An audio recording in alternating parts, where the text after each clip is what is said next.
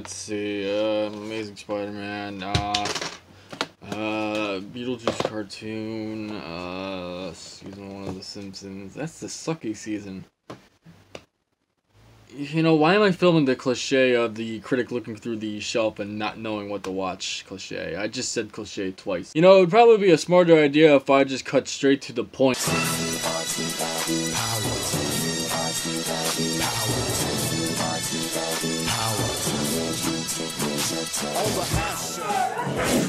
Yeah! I love being a turtle! Released in 1990 from Golden Harvest Company, the first live-action Ninja Turtles was a huge box office success, making over $200 million worldwide from a $13 million budget, that's excluding the marketing cost. The film was also generally received well by audiences, but critics at the time were mixed, and it's one of the few times I would humbly disagree with a lot of their criticisms. The film has become more of a cult classic rather than a definitive one.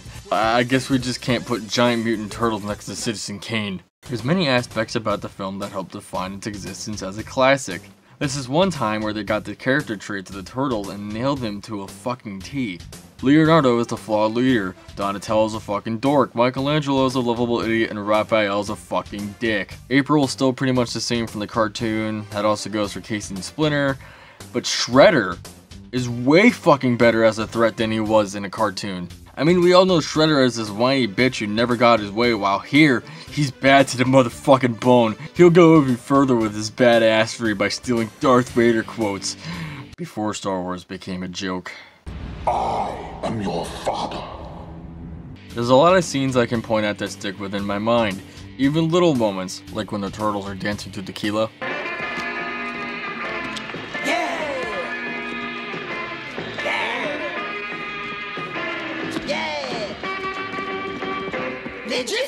What if they were actually rocking out to something else, like, I don't know, a blind fucking witness? What the fuck is going on? There's one scene in Act 2 when the Turtles are sitting by a fire where they get a spiritual message from Splinter, telling them he's still alive in Shredder's lair. I think it's the best scene in the whole entire movie because we get to see a different side of the Turtles we normally never get to see. Splinter's spiritual message fully motivates the Turtles to infiltrate Shredder and save their beloved master, who they have treated as a father figure. There's also other tiny stuff I enjoy, like how the Domino's delivery guy reacts when delivering to his sewer. I gotta get a new route, and I thought I delivered everywhere. The effects are amazing. The costumes and puppetry were done by Jim Henson's studio, and they always do a phenomenal job. I actually really enjoy the first and second act. In the first act alone, we get to know our characters, our setting, and our setup.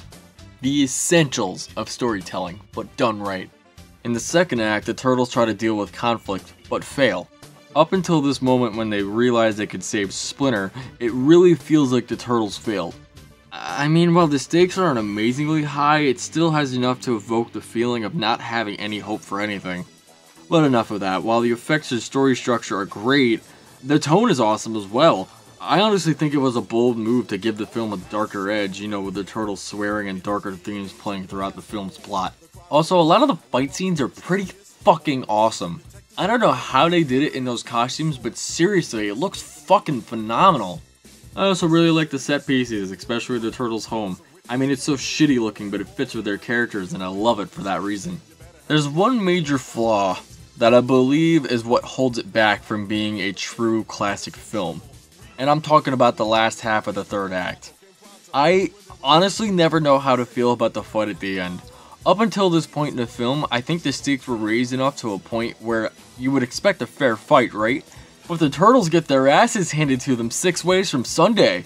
A discounted expired Sunday from a Dairy Queen that's closing down. You think that since the Turtles trained their whole lives for this, you think they would think more tactically during a fight of this degree. I mean, think about it in this film. Splinter's fucking strong as shit. I mean, instead of the Turtles taking Shredder down, Splinter takes him out in the most anticlimactic way you can think of. That's really the major flaw about this film. It feels rather anticlimactic, even though everything else before it was great. I mean, I think if there were other negatives, they're all minor. I think the use of contemporary music kind of outdates the film, but fuck it, I actually like it, so who cares? There's also a couple references that are kinda outdated that I don't even think kids would get nowadays. I don't even think kids probably got them back then. I mean, you referenced the fucking Chevy Nova, which I guess some kids would know, but I don't know. And what kid at the time would know who James Cagney is? I mean, I personally love these references because I just find them funny, but I can see why somebody else would criticize this aspect of the film. Flaws aside, Teenage Mutant Ninja Turtles is one of the definitive films of the 1990s. I think it's good for both hardcore fans and general audiences. It gets the basics of the Turtles right, especially the origin story, while being fun and just pure entertainment. Teenage Mutant Ninja Turtles is an essential 90s classic. Now, I would have some crazy ending where I prank order 30 pizzas and send it over to Matt's place, but instead, I'm going to steal a quote from James Rolfe and then change it around. Michael Bay's Ninja Turtles and Teenage Mutant Ninja Turtles 3 are cow fucking pieces of dog shit!